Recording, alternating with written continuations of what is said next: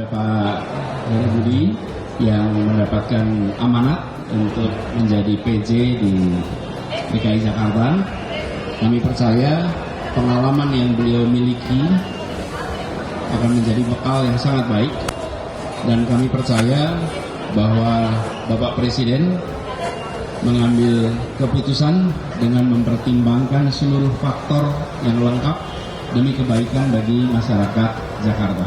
Iya, menurut saya lebih disebabkan oleh faktor kedekatan antara Presiden, dalam ini Pak Jokowi, dengan Pak Heru Budi, sehingga kedekatan pribadi. Yang kedua, ini memang dianggap sebagai punya komunikasi publik yang baik Pak Heru Budi ini, karena punya pengalaman yang mumpuni sebelumnya sebagai wali kota maupun sebagai pejabat di DKI Jakarta. Bapak Heru Budi Hartono. Nah, jika saja seandainya andai kata Ahok itu seorang ASN, seorang pegawai negeri sipil dan pejabat karier, maka dia akan ditunjuk sebagai pejabat gubernur DKI yang sekarang, pejabat sementara menggantikan Anies. Nah, ditunjuknya Heru Budi menandakan ada salah arah di ibu kota. Kesannya yang saya tangkap, dia seolah-olah tidak menerima kehadiran Heru Budi Hartono. Kesannya seolah-olah dia tidak setuju dengan apa yang dilakukan Ahok selama ini. Pertanyaan saya, memang kenapa dengan Ahok? Ini dimengerti nggak sih? Kesannya seolah-olah bahwa penunjukan Heru Budi ini membuat rakyat berdaulat. Nggak nyambung, bos, nggak nyambung.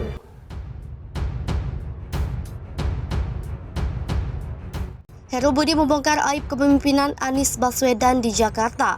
Alhamdulillah, itulah kesan pertama setelah Anies resmi digantikan oleh Heru Budi Hartono. Pak Heru Budi ini juga bukan sembarangan orang.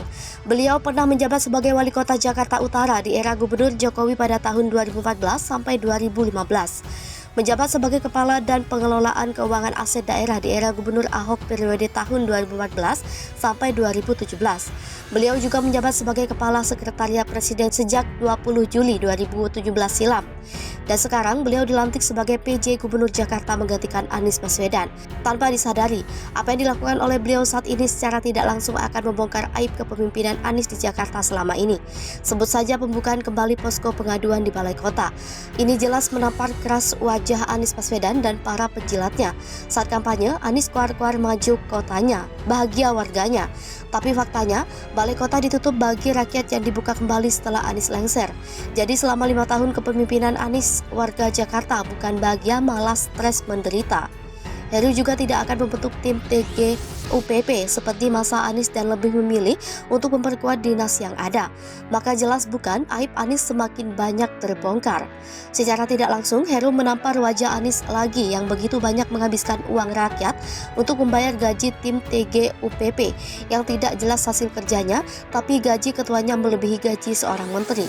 Untuk mengatasi masalah banjir, Heru kembali koordinasi dengan Menteri PUPR di bawah Presiden Jokowi untuk melakukan normalisasi sungai yang mendek di masa kepemimpinan Anies. Selama 5 tahun rakyat Jakarta dibodohi dengan istilah dimasukkan ke dalam tanah, tempat parkir air dan istilah konyol lainnya oleh Anies. Gimana tidak banjir? Lumpur di sungai malas dikeruk jadi air akan meluap jika hujan lebat dan Anies sibuk dengan istilah naturalisasi. Rakyat butuh kerja nyata, bukan permainan kata-kata. Setelah Heru menggantikan Anies, beliau malah mendekatkan diri dengan NU yang merupakan ormas Islam terbesar di Indonesia untuk menjajaki peluang kerjasama dengan Pemprov Jakarta saat ini. Sungguh beda kualitas dengan Anies setelah lengser malah merapat ke pimpinan ormas terlarang FPI demi nafsu politik di tahun 2024 nanti. Yang lebih lucunya lagi, pendukung Anies yang pernah diciduk karena sebar hoax malah bangga gak dapat komando dukungan dari Anies. Komando dukungan dari mantan napi yang pernah 3 kali dibui dan pernah meminta Firza foto vulgar. Rakyat yang menjunjung tinggi Pancasila dan nasionalisme juga semakin bingung mau dukung Anies 100%. Anies didukung oleh Rizik yang pernah hina Pancasila tapi didukung oleh ormas pemuda Pancasila. Apakah jiwa kalian tidak berontak?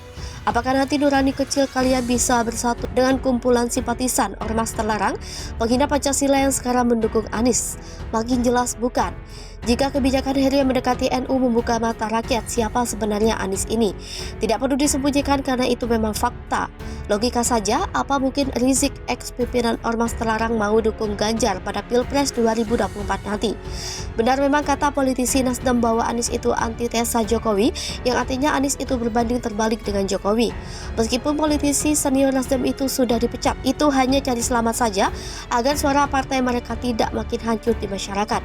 Dan sekarang apa yang dilakukan Heru Budi memang berbanding terbalik dari apa yang dilakukan Anies selama 5 tahun kepemimpinannya.